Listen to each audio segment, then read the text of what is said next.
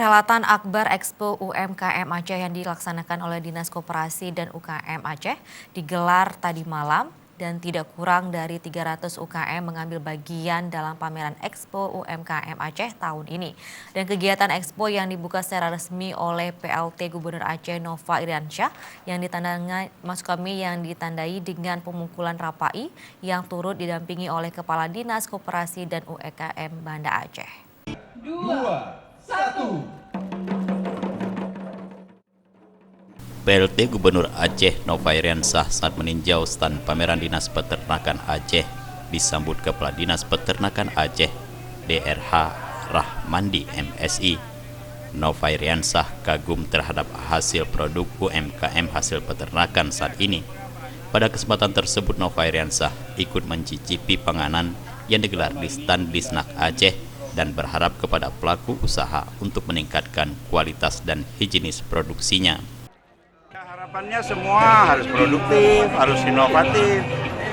Inovasi teknologi informasi harus dipakai, kualitas dan kuantitas harus ditingkatkan, dan never give up, pantang menyerah.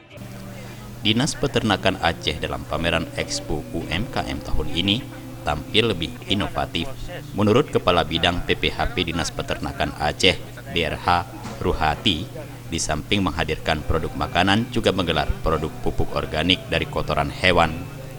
Produk yang kita tampilkan diantaranya produk hasil unggulan peternakan, itu ada dendeng maja, kemudian telur asin Bima, di mana telur asin Bima juga sudah memproduksi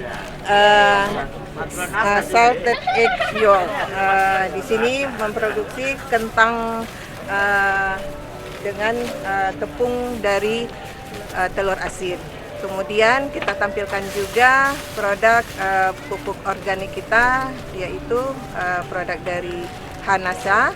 Kemudian nantinya juga ada produk susu, itu Susuka, bakso, dan juga ada kebab, nugget, dan yang lainnya.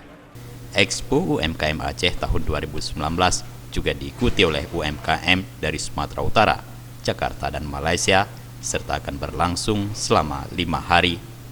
Tim Liputan Aceh TV.